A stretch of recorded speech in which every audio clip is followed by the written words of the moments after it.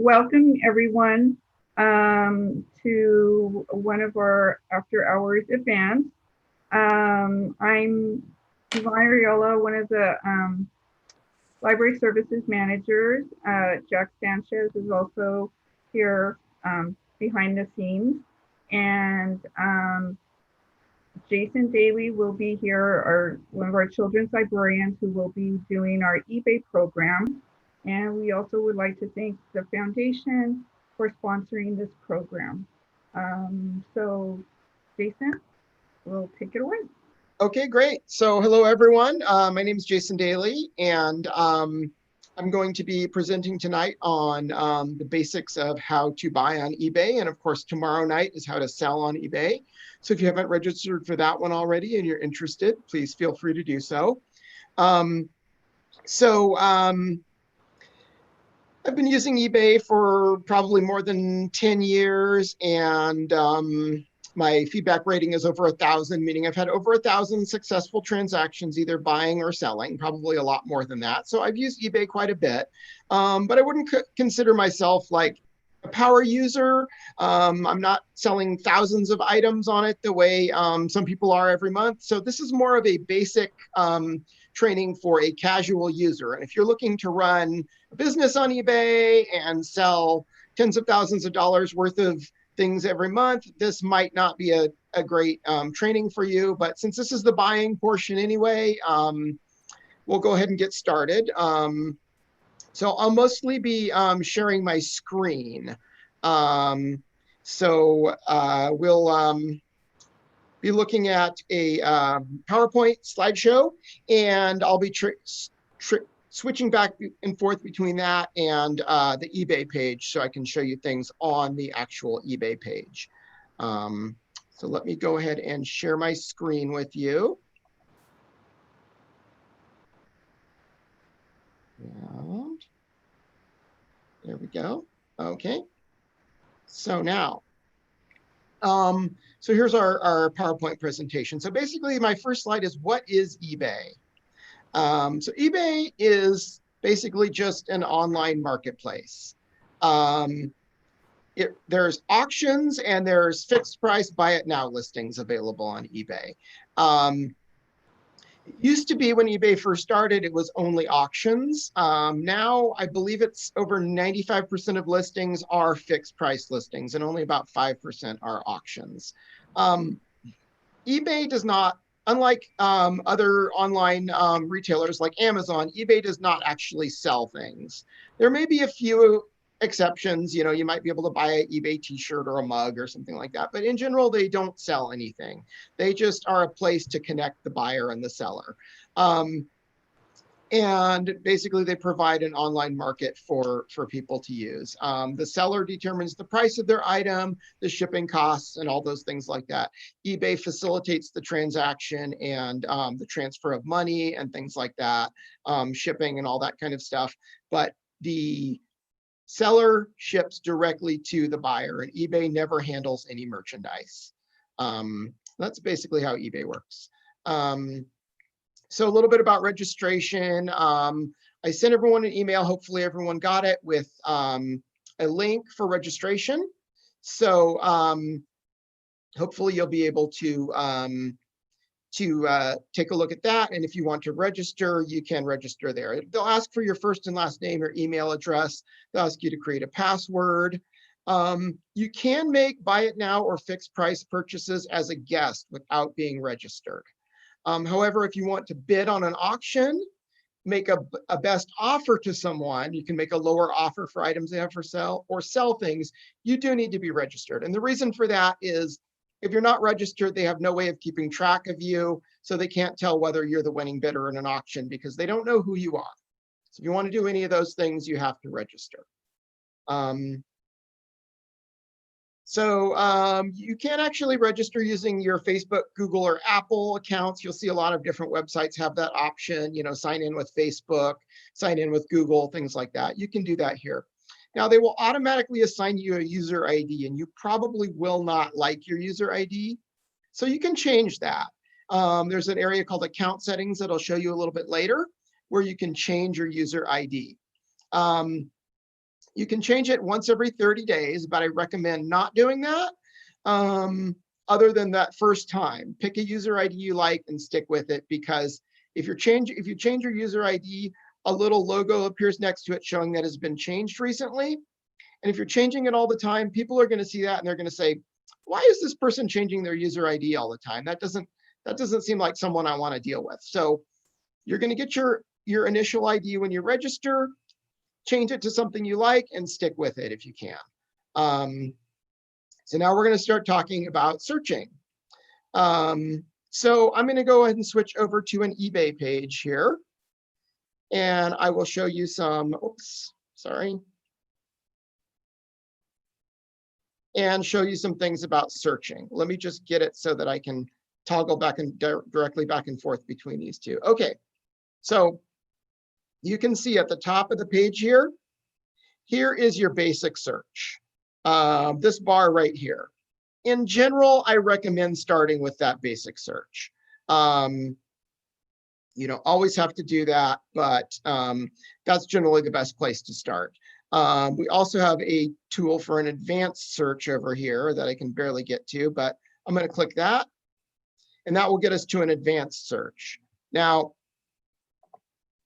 basic search is going to basically just kind of be your general keyword search. So something I'm enjoy and buy and sell a lot of on eBay is board games. I'm just going to do a search for board games.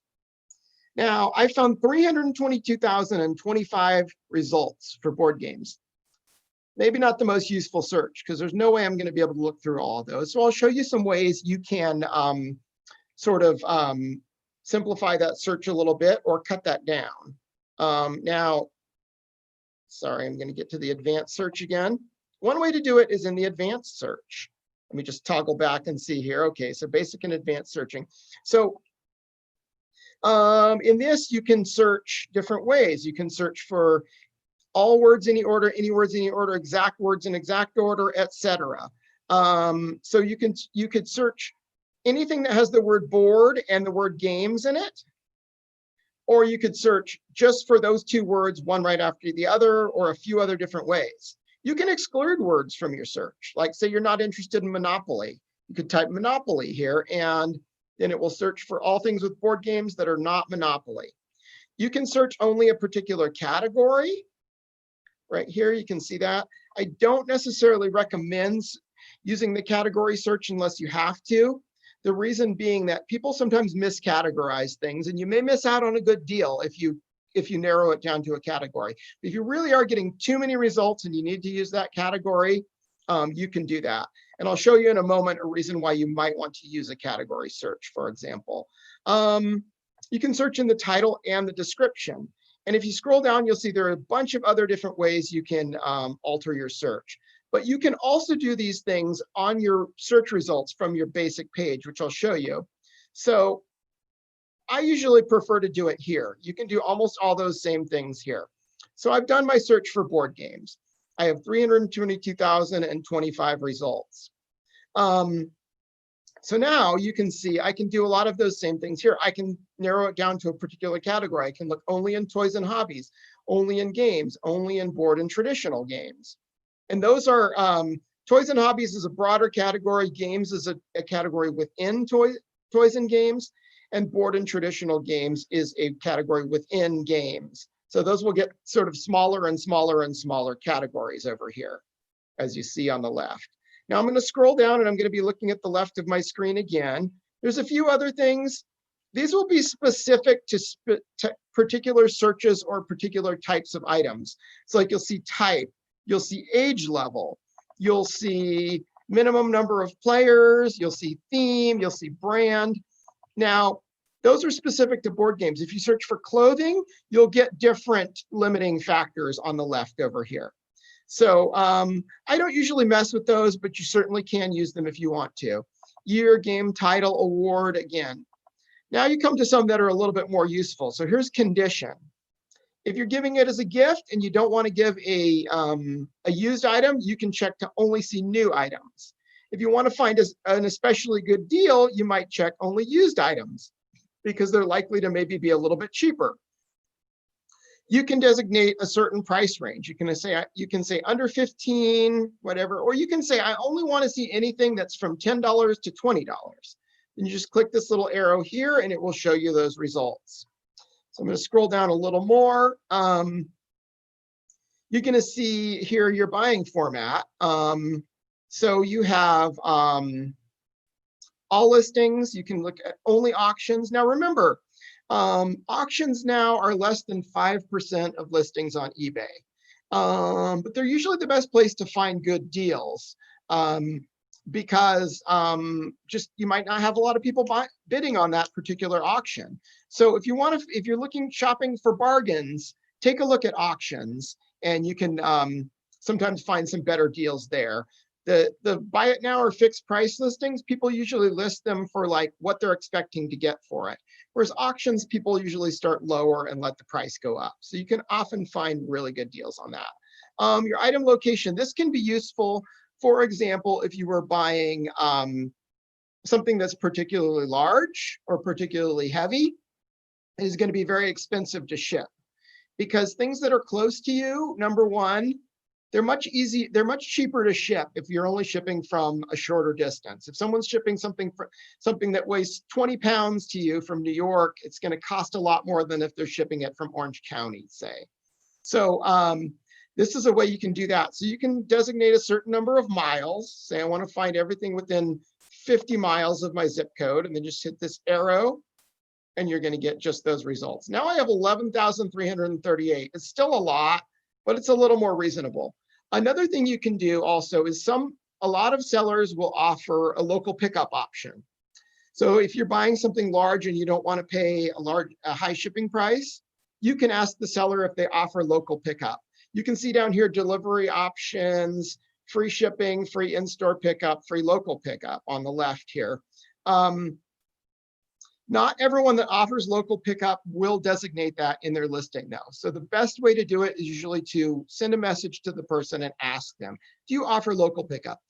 You know, some people may not want to do that right now with the pandemic going on, but some people will offer contactless pickups as well. But you know, in normal times, a local pickup can be a good option, particularly for something that's going to be very expensive to ship. Often shipping ends up being more than the price of the item for fairly inexpensive and large items. So that can be a good option for you.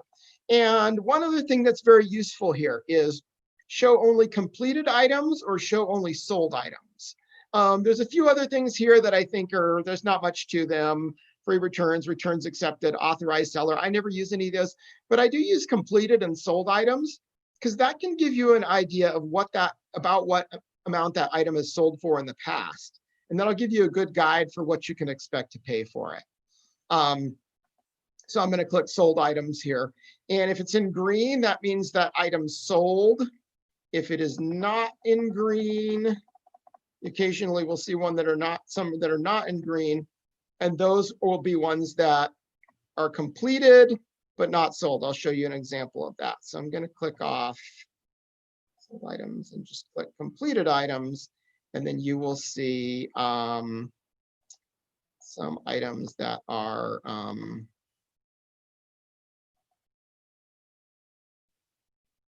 hopefully you'll see some items that did not sell. There we go. There's one in black. That means this one was listed for $12.99 and it did not sell. If you see one in green, this one listed for $19.99 and someone bought it. So that's a good way to get a baseline for how much how much you can expect to pay for something. Look at the completed items and sold items and see what other people have paid for same or similar items. Now there's also an option here. Let me move this real quick on your search to include description. Now this is going to get you more results. So if you did a search and you got 200,000 results, you might not want to include description.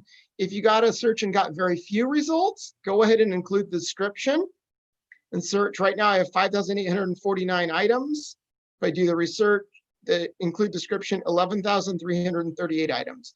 And what that includes description does is it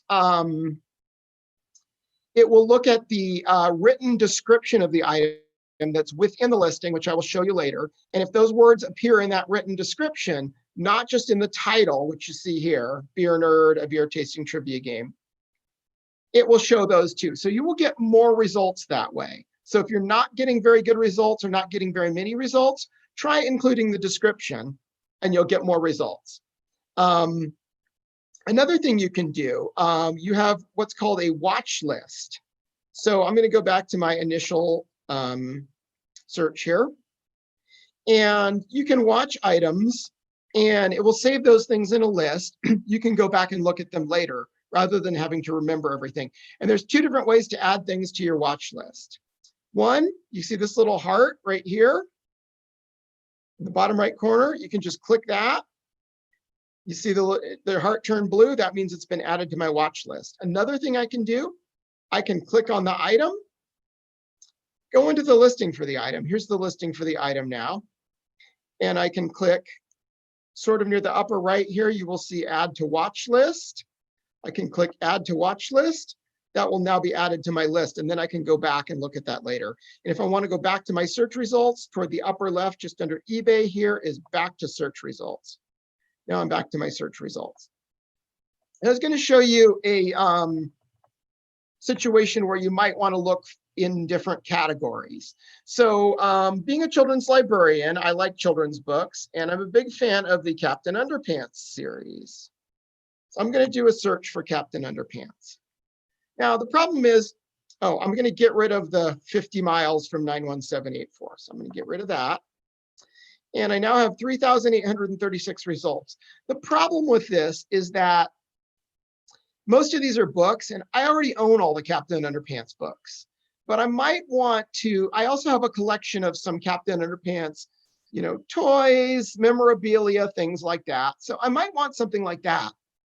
So if I just scroll through this list, I'm going to see all those books and almost everything's going to be books. But if I want to see other things, I can go over here to the left. I can click on clothing, shoes, and accessories. I can click on art. I can click on home and garden. I can click toys and hobbies. I can click on collectibles. And I can see the things that are not books. So like, for example, let's look at collectibles. Okay, I got 101 results, which is a little more reasonable to scroll through.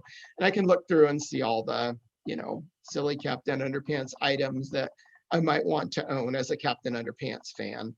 Here's a lunch bag. I could use that to take my lunch to work, So that's one reason you might want to use an example of where you might want to use the categories searches. So a couple other things to show you here. I've showed you how to add things to your watch list. I'll show you how to access your watch list a little later. How to sort your results. So after you've done a search, so I have 3,836 items here in my search. It's sorting it, as you can see right here, you can see where it says best match. eBay has some sort of search algorithm they use that decides what best matches your search. So that might not always be the way you want to look at things. It's a good way to look, but some other things you might want to look at would be, you can pull this down. You can see time ending soonest. That's useful if you want to see which auctions are about to end, and maybe you can get in there in the last minute and get a good deal. Time newly listed. Let's say there's something you're searching for and you go to eBay and search for that every couple of days. Well, when you come back a couple days later, you don't want to look through the entire list again. So change it to time newly listed. It will show you all the newest things that have been listed, and you can just scroll through the newest listings rather than seeing all the ones that you've already seen. So here, you'll see a lot of them will say new listing here. That's usually within the last 24 hours. But you can keep scrolling through and look at all the newest things. Price plus shipping lowest first, price plus shipping highest first.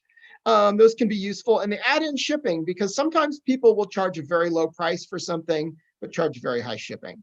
So that will give you the total you're going to pay for the item. And another one that's useful is distance nearest first. Again, if you want to do those, try and do those local pickups, or find things that are going to be a little bit cheaper to ship to you. Because remember, shorter distance shipping is much cheaper than long distance shipping. You can change it to distance nearest first. It'll show you where these things are, and it'll show you how far away from you they are. So you will see it says 5 miles from 91784, less than 5 miles from 91784 here. Now you know that one is close to you. And maybe you could either get it shipped more cheaply or you could go and pick it up. Again, right now may not be the best time to go pick things up, but when things get back to normal, that's always a good option.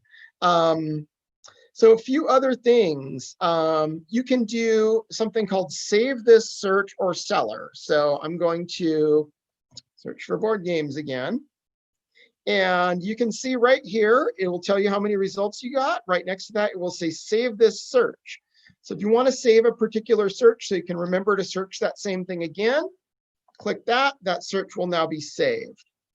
If there's a particular person you like to buy from, let's say you're a collector of some particular type of collectibles, and there's one seller that has a lot of those things there. They have good prices, they package and ship quickly and well. So you really like that seller. So you want to keep an eye on them and see what else they have for sale. Click on one of their listings. And then, sorry, I'm just going to move this here real quick.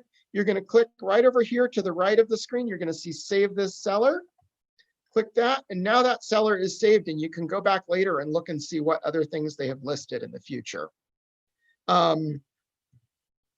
Next, we're going to talk about, we talked about most of our filters already. Sorry, I got a little ahead of myself there. Those were all the ways you can narrow your search on the left side here by doing it by distance, by price, by only auction, or only buy it now. You can look at sold or completed items. Those are all right over there. Those are our filters. I'm sorry, I got a little ahead of myself there. So we're going to go through the anatomy of a listing, like what you will find in a listing. So I'm going to look at a particular item here. So I'm going to look at this game here. And what you will see here, the main things you want to look for are, you're going to see photos. Make sure to look at the photos. If there's anything that's unclear in the photos, please feel free to contact the seller and ask them questions. If they're evasive about answering the questions, maybe not a seller you want to buy from. Most sellers will answer questions, within a day, if not less, and pretty honestly. This will show you the title right here. The title shows you what the item is, has a little bit of description of it. It'll often say something a little bit about the condition. And sometimes people will throw in a few extra keywords that they think people will be looking for in there. So here's the title. Here is the current bid for an auction. You will see a current bid, and that will be how much is the winning bid at the moment. Down below is a box where you can place a bid. So you can type in a bid and click place bid right there. That will place your bid for you. You will notice right here below it, it will tell you the minimum you have to bid in order to increase the current bid. They don't let you increase bids by just a penny at a time, because otherwise the amounts on auctions would go up so incredibly slowly that you'd never get anywhere. Someone would be 581, 582, 583, 584. So they only let you bid increase by certain increments. In this case, you can see it's 50 cents. But that increment gets larger as the value of the item gets higher. So some other things you want to look for in your listing. Some listings, let me show you another example, will only have a buy it now price. So let me go back to my search. And so here is one that has a buy it now price.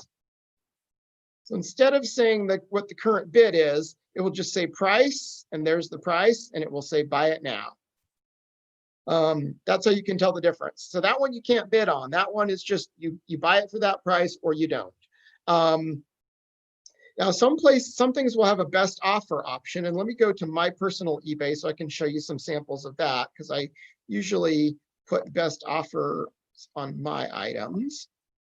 So here's a game I have for sale right now, and I'm going to click on this. And you will also see here, you can tell from the search screen that best offer is possible, because it will say $14.99 buy it now. It'll say or best offer. So I'm going to look at the item. I'm going to scroll down, and I'm going to see make offer here. So I can make an offer. I can click this. A screen will pop up. I type in my offer. I can choose to have it last for 12 hours, 1 day, or 2 days. And then I review offer and I send it to that person. Sometimes when you make offers, you will get an answer in like a millisecond that says this offer has been rejected or this offer has been accepted. That's because sellers can set minimum and maximum prices where they will automatically accept an offer. If you're somewhere in between those two, then the person will have to look at the offer themselves and get back to you. And they may come back to you with a counteroffer. And then you can choose to accept that, or you can counter their offer again. You're only allowed to do 3 offers per item though. So make your offers fairly serious. Don't start out at a penny and then go to 2 cents and then 3 cents because you're going to run out of offers and you're not going to get the item. Make your offers at least somewhat serious. Shipping information. So we're going to look here and we're going to see that this would cost shipping right here, $7.94 to ship to me. And it says economy shipping. I'm going to click see details right here and it will show me what kind of shipping it is. It will show me it's US Postal Service Parcel Select Ground. It'll show me an estimated delivery date range. They're not exact, but they'll show you a range. And another way to access that is, next thing I'm going to show you is the description. So here's the description of the item. If you scroll down, you'll find the description. And it usually describes what the item is. It describes, may tell you who the manufacturer is, things like that. And it describes the condition generally. But please make sure to ask questions if you're unsure about condition.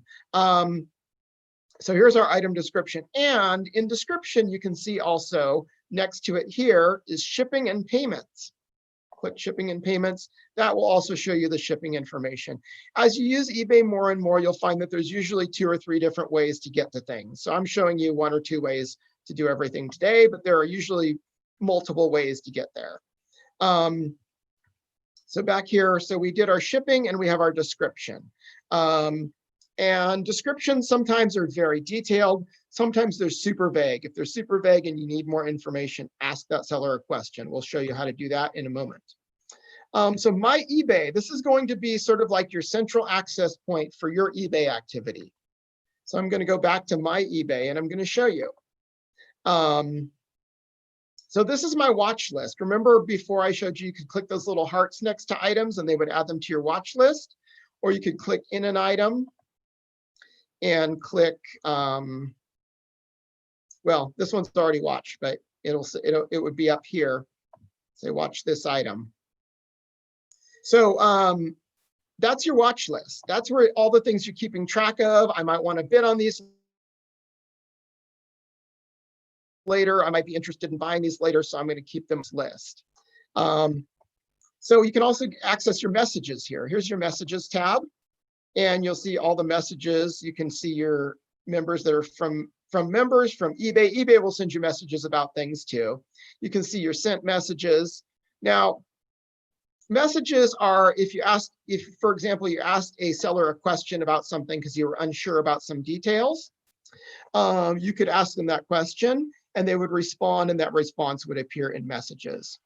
Another place it will show up at the top here, you see this little bell. If you mouse over the bell, it will tell you all the things that have happened recently, you know, whether you sold something, whether you got an offer, whether you won an auction. It'll tell you things that are ending soon, for example. So you can see I got a new message about an item here. But you can click on messages and look at all your messages, and it will save all your messages for you. Other things you can do from my eBay. You can look at your purchase history. You can see over here, it will show you everything you've bought within the past 2 months or so. eBay doesn't keep a super long history, but it will show you the last couple months. You can see bids and offers will show you things that you are currently bidding on or that you have sent offers on. So for example, I'm not bidding on anything. I don't have any offers. It will also show things that I recently bid on but did not win. So there's a few things I bid on and was outbid by someone else. You can see your saved searches and your saved sellers that we talked about a little while ago. So here's some searches, and then you can click on one of those and you can redo that search. Or saved sellers, you can click and look at those people's, click on that and get to their page, and then you can see the view sellers items right here. You can see the items they have for sale, or you can click here and go to their page, and you can see the items they have for sale there too. And if you happen to be selling anything, back to my eBay homepage, you can see all your selling items here, things that are currently selling, scheduled, sold. We'll talk more about that tomorrow. So that's basically the way your My eBay page is going to work. You can see all the activity you're currently doing, all the things you've done recently. Few buyer tips here. First of all, I mentioned some of this before, but investigate before you buy. Look at the pictures carefully, ask questions. The way you do that is, I'm going to look at this particular item here. Let's say I'm interested in this. And let's say I want a little bit more information about something in here. What I'm going to do is I'm going to click Contact Seller over to the right here. You see right here on the right side, Contact Seller. I will click that. And then it's going to bring up this page, and it's going to say, what do you want to ask about? Select the topic. Do you want details about the item, shipping, etc.? So I'm going to click Details about the item. It'll give you what is the condition of this item. If this doesn't answer your question, and it almost certainly will not, then you click Contact the Seller here. It'll bring up a page. You can type a question to them. You can add photos if you need to for any reason. And then you can send that to that person. It's their choice whether or not they answer that question, but most sellers will because they want to sell stuff to you. And if you still don't get a good answer, feel free to follow up. If they think you're bugging them and they don't want to answer your questions anymore, they just won't answer your question, and then you move on to another seller. But that's how you get a little more information if you need a little bit more information about things. Check the seller's feedback rating. So you can see in this listing here, seller, this number right after it, that is their feedback rating. And then down below, it will say what percentage of positive feedback they have. So I'll highlight that. This person only has 2 feedback, but they have 100% positive feedback. So all their feedback has been positive so far. You'll see mine is 1,094. I've got a lot of feedback. I've been using eBay for a long time. And you can click on that, and you can actually see the page with all their feedback listed. It will list what people said about their transactions, and it'll show you here in the last month, do they have how many positive, neutral, and negative feedbacks they have. Now, as far as feedback, as far as both giving and receiving feedback, the general rule on eBay is, unless something goes terribly wrong, the rule is you give positive feedback. And before you give negative feedback, because negative feedback is a big deal for a seller, before you give negative feedback, contact them and see if they will make it right first. Don't immediately go to negative feedback. If you receive an item in the mail and it's broken, don't immediately jump on and give negative feedback. Contact the seller first and tell them, hey, this arrived broken. Can you refund my money? Then if they're a pain about it and they don't take care of it, then you can go give the negative feedback, because negative feedback really does negatively impact a seller. It makes them look bad. And if they get enough negative feedback, eBay can start punishing them in various ways. So generally give good feedback if you can. And if you can't, at least try to resolve it with the seller first. And if the seller resolves it to your satisfaction, go ahead and give that feedback anyway. Say, item arrived broken, seller took care of it. This is an honest seller, or something like that. But negative feedback is sort of a last resort, which is why you'll see most people's feedback ratings are very, very good. Now, this person only has 2 feedback. That might be because they just haven't done very many transactions. They're fairly new to eBay. So don't necessarily let that put you off, but think about it as a factor. Someone that's more established on eBay and has a number in the thousands or tens of thousands is probably someone who's very well established on eBay and knows how to do things. That's how you check the feedback. Okay, so you're gonna look at shipping charges, options, and payment methods. So your shipping charges are going to be shown in most cases right on the listing here. So it'll say item price $1 plus US $4. That $4 there is the shipping price. But Sometimes there are more that people will give more than one shipping option, and they won't always necessarily know to list the cheapest one first. So if you see a shipping charge that seems like super, super high, contact the seller and ask them, hey, do you have any other shipping options? This seems like a very high shipping price, and just ask them. And they may say, nope, it's a very big box, that's the price. Or they may say, oh yeah, I can also ship it this way for less. Let me show you also that you can sometimes see multiple shipping prices for items. So let's look at this item I have for sale here. And I always list more than one shipping option. So when I go down to shipping, I'm going to click shipping and payments. I can see I now have two different options. I have one that's $11.22 for FedEx, or I have one that's $8.45 for US Postal Service. So make sure to look at those shipping and payments tab, and you may find that the price you're seeing at the top, right here, shipping, you may find that's not the cheapest shipping price, and that there are much better options for you. And as I said, always never be afraid to contact the seller and ask them. If you're looking for a small item, you're buying a piece of jewelry and the shipping is $50, contact them and say, this shipping seems a little high for this. I was wondering if that's maybe a mistake, and they can let you know what's going on with that shipping charge. So some other tips for you. A bid or a buy it now. If you click buy it now, you have not bought the item. It will take you to a page where you will confirm. Once you have confirmed, or once you have placed a bid, if that turns out to be the highest and winning bid in an auction, that commits you to buy that item. So do not buy something or do not bid on something if you are not serious about buying it. So what happens if you don't follow through with the transaction? Well, eBay cannot actually reach out and take money out of your pocket. Even through PayPal, they can't do that. So they can't actually force you to pay for the item. What they can do is, if you do this too many times, they can suspend your account or even cancel your account. And I've actually seen this happen. I had someone buy something from me one time. They won an auction, and I sent them an invoice. They didn't pay for a long time. I sent them a couple more messages. They didn't pay. Finally, it had been more than a week. And I said, hey, you got to pay for this, or I've got to report you as do a non-paying bidder report so I can get my fees back. And they sent it back a really short message that just says, change my mind, don't want it. So I put in the report, and I explained to them that that's not really the way eBay works.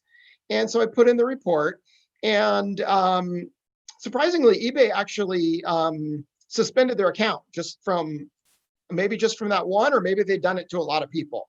So you can get your account suspended or canceled if you buy stuff from people and don't complete the purchases. So please only bid on something, or only click that buy it now and click confirm if you are serious about buying that item. Don't share any personal information or buy outside of eBay. There may occasionally be shady people on here who say, oh, I don't want to pay the eBay fees, and try to contact you and say, hey, let's do this transaction off eBay. You don't want to do that for a couple of reasons. One is just because, you used eBay to find this thing. eBay deserves their cut of the sale. They deserve their fees. You don't want to rip eBay off from their chance to make that money that they're entitled to. But the main reason is eBay and PayPal offer buyer protections. If something's not right with the item you buy, they've got your back. If you do it outside of eBay, all those buyer protections are gone. So if the person never sends you the item, they give you something and it later turns out to be broken, you have absolutely no recourse. So if someone says, I want to complete this transaction out of eBay, nope, don't do it. And here's ebay.com/help/buying. It's just sort of a general buyer's guide that has some basics on buying. Now a few bidding tips here.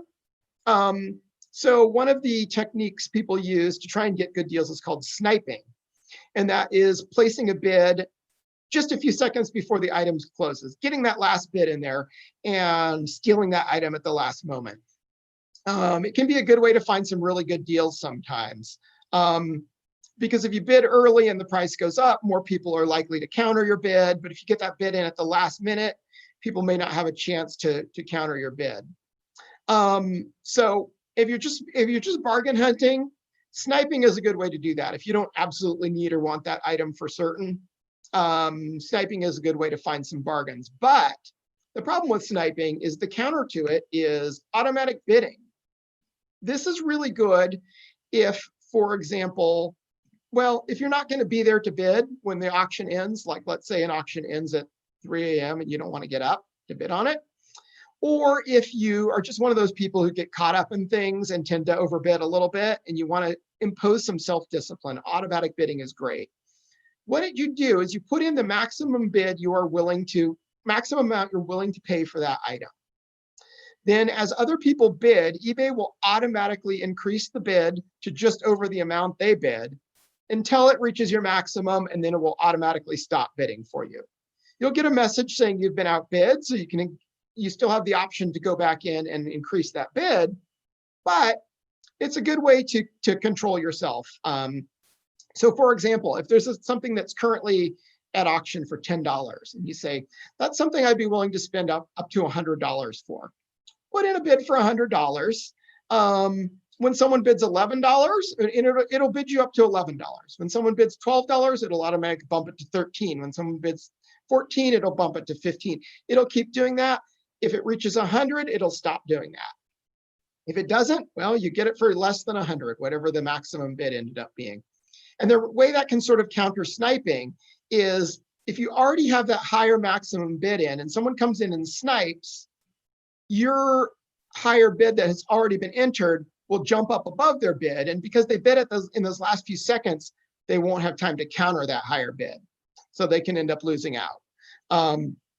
So automatic bidding is a good way to bid without having to watch the thing and be there right when it closes. It's also a good way to impose some self-discipline upon yourself. And also another thing that's useful is see other items. I'm going to show you how to do this. So let's say, for example, let me go back to this one here. Okay, so I'm looking at, as I said, I'm into board games. I'm looking at some board games here. And oh, here's somebody selling some board games. Well, let me look and see if this person's selling any other games. So I'm going to click I'd like to over here and then view seller's other items. Now I can see all the items in that person's listing. Also, if you go into an actual listing, you will see on the side, see other items right over here on the right. You're going to click that. Sorry, and that will show you all the items that person has for sale. Why might you want to look at all the other items someone has for sale? Well, for one thing, if there's some particular type of thing you're interested in, or if you're a collector or things like that, often people are selling a lot of the same kinds of things. Like there might be someone who is a jewelry maker or a jewelry dealer, and you like jewelry, and you buy some jewelry online, and you see that they have some things, and you want to look and see what else they have. Especially for larger items, like for example, board games, it's very useful because most sellers will offer combined shipping. And shipping 2 3-pound items individually is a lot more expensive than shipping 1 6-pound item together. So you can save a lot on shipping often by buying multiple things from the same person. So you might want to look at those other items and find out what kind of deals you can get by avoiding that shipping. Avoiding paying separate shipping for things, that is. Here's what I was just talking about, combined shipping. But ask about combined shipping because some sellers will not do it. Some sellers, for example, use the US Postal Service's free flat rate boxes. And so 2 things won't fit in that box, so they're not willing to combine the shipping. So don't assume, ask first. And then I was talking about bid increments. So there are minimum bid increases as the price rises. So if something's up to $1, you can increase it by a minimum of 5 cents. From $1 to $5, it's 25 cents. From $5 to $25, it's a minimum increase of 50 cents. And it keeps going up from there all the way to, if it's over $5,000, you have to increase it by at least $100. And yes, there are things that have sold on eBay for more than $5,000. I think someone bought a private jet on eBay once. So, that's how the bid increments work. There's also something called the reserve price. You won't see this very often, but occasionally you'll see something that has a reserve price. And this is a minimum price that this is a term used in auctions a lot. It's a minimum price the seller will accept, but they started it at a lower price in order to stimulate bidding. But if the price doesn't reach that amount, the item will not sell. Now, buyers don't really like reserve prices very much, and they're expensive to add to your listing, so you'll see them very rarely, but occasionally you will see those. Best offers. So I think I talked a little bit about this before, but I'll go back and I'll show one of my listings again.